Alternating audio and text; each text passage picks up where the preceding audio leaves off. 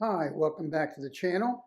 On today's program, we're going to talk about how you can take advantage of inflation that we have today.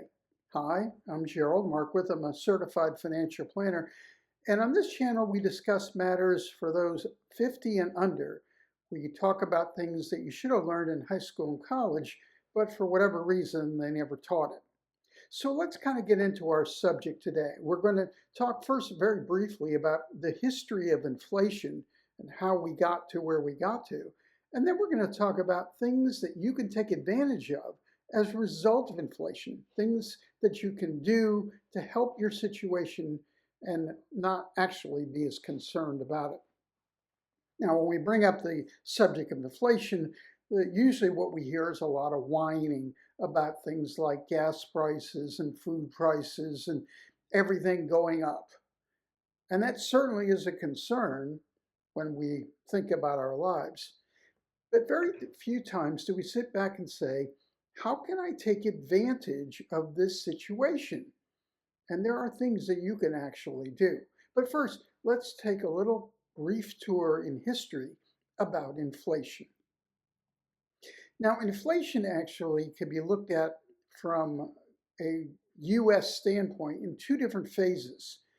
Since the founding of the country 250 years ago to up to 1913, and you'll learn in just a moment why that's an important date, we had inflation running about 0.4%.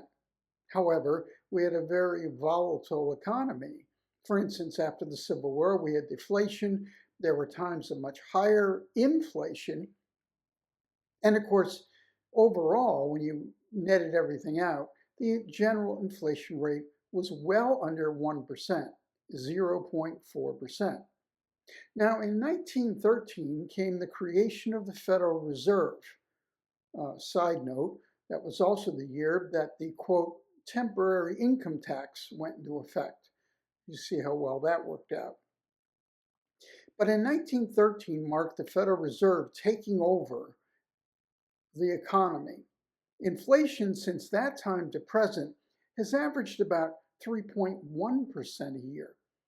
It's interesting to note that the current Fed has targeted 2% as their inflation target, which is below the overall average since the Federal Reserve's creation. Now, the thing to keep in mind here is that inflation has been around since the founding of the country. Obviously, you don't want really high inflation. That causes problems of its own. But again, no inflation or low or negative inflation leads to things like the Great Depression. That's not something anyone wants. And of course, we don't really entertain the idea that, say, inflation at 9% is even sustainable at all. But there are things that you can do that can minimize inflation. And let's be honest here. The government puts out an inflation number. Now, that's not your inflation. Everyone has their own personal inflation rate. What I buy or do with my money is different than you. I may or may not have more inflation than you have in paying for it, depending on the decisions I make. And so you want to look at it from that context, that just because the government reports say 3.4% is the inflation rate, that isn't what you or even I are necessarily paying. So how can you take advantage of inflation? Well, there's several things that you can do, and we're going to get into that right now. The first thing that you want to do is you want to buy assets, especially appreciating assets, but there are other things. The first thing that comes to mind, of course, when buying assets is stocks. Now you say, well, why would I buy stocks? Well, when you're buying stocks or companies that are out there offering their stocks, they're not paying inflation. They're passing that inflation on to you. Yes, it's possible they may hold some of it back for competitive reasons, but basically, you're paying for all of their inflation. That means all of their expenses, wages, middlemen, anything that might be there. So therefore, when companies sell you a product, they're not paying inflation. Consequently, their stock can go higher during inflation because of all the equipment they have and that the product they have is making them a profit along the way. You can benefit from that by buying appreciating assets in stocks. Now you might say, well, how am I ever going to find that? One thing you might consider doing is talking with a financial advisor, or you may try to go out on your own looking at mutual funds, index funds, or even for that matter, individual stocks. You might check with AI, and by this I mean your actual intelligence, by going to things like Grok and Gemini and ChatGPT and asking what are the best growth stocks that are out there, or what's the most undervalued stocks that are out there. That's only the beginning of your research, but at least it gives you an idea of things to consider. The stock market, as you know, has done very well over the history of the country. Again, part of that is because of inflation. Things went up in value because, number one, companies made money, but also inflation helped that along. Keep in mind, it's interesting to note that the US is 5% of the world's population, but owns 67% of the world's wealth. In no small part, the stock market has played that role. So again, buying stocks is something you might want to consider. Now, once you do that, I earnestly suggest that you buy, well, this very important investor tool, which is right up here or right up there. That's right, a recliner. Because once you buy these assets, you want to hang on to them for a long period of time. Is there risk? Yes, of course there is. But over time, the stock market has proven to be a good place to put money, especially during times of inflation. So that should be the first thing you may want to consider. Number two, you may want to consider investing in art and collectibles. We'll talk more about where you can find those in a little bit. But both art and collectibles have done very well over long periods of time. Certainly, if a certain artist strikes your fancy, you may want to collect that particular artist's works, both oil or watercolors, or even limited edition prints where they've been signed and numbered. Those can grow in value over a long period of time. So that's also a way to benefit from inflation in terms of that. You might want to consider a car. And when I say a car, I mean a paid off car. A paid off car, whether it be used or whatever, is something that you might want to strongly consider. When you owe a loan on a car, inflation can still hurt you in the sense that your car is depreciating, but you're still paying money against it. You may also want to invest in a house. Now, I know what I'm going to hear right now. Do you know how expensive homes are? Yes.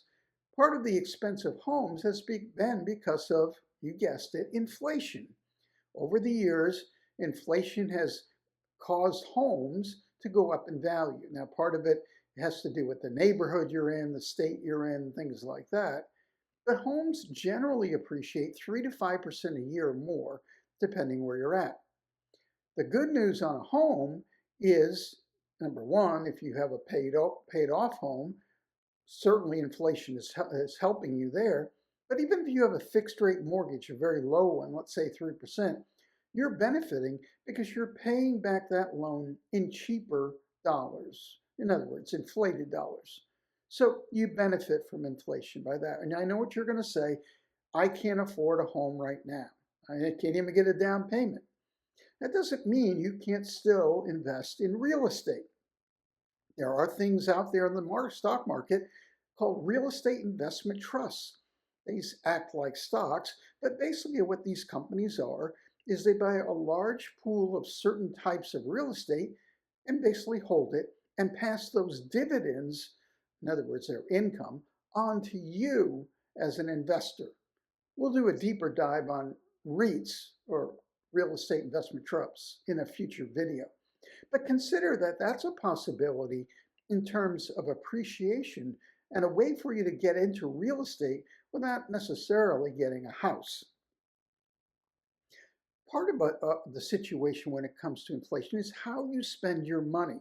This also helps to determine what your true inflation rate is. For instance, I'd recommend that you shop in bulk. This can be a great way to save money. Obviously, if you buy in bulk, you're going to have a price per unit much lower. That's certainly something you can get in warehouse clubs like Costco's or Sam's, and certainly means that you may also want to consider investing in a deep freezer for when those sales take effect.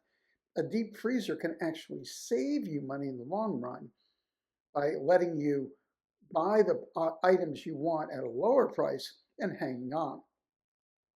So right there we see how we're moving our money to places where we can generally lower the cost of our groceries. In addition, you may want to limit eating out. Now, don't get me wrong, we all like to eat out. I do, certainly. But eating out is certainly an inflationary move.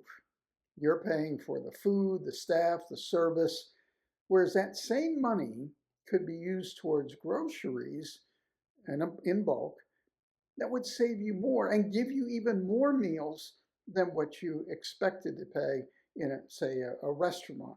Figure if your two people are going out to eat, figure at least $50 to go out to eat or more.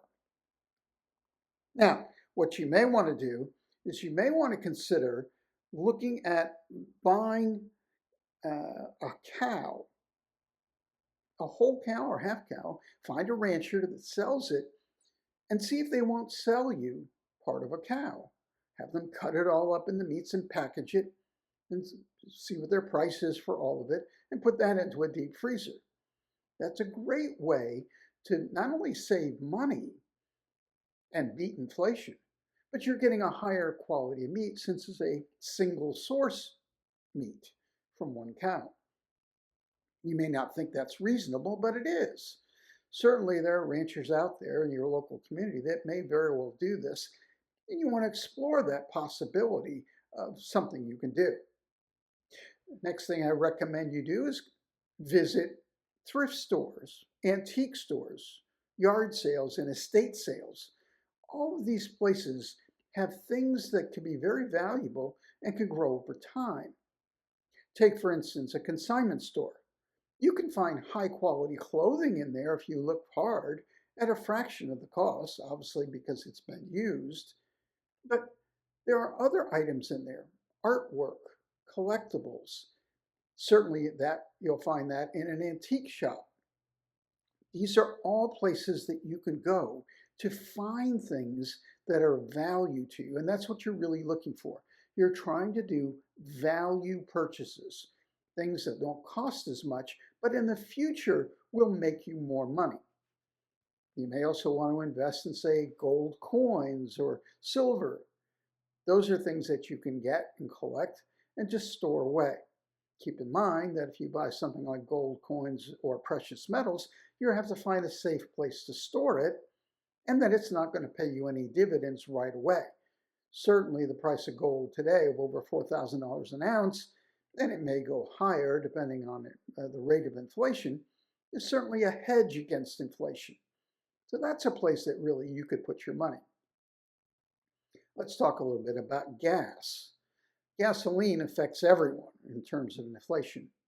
I recommend that you go on websites, and I'll pick one, I'm not endorsing per se, but one like is Gas Buddy. You go online and look for the lowest price gas in your area.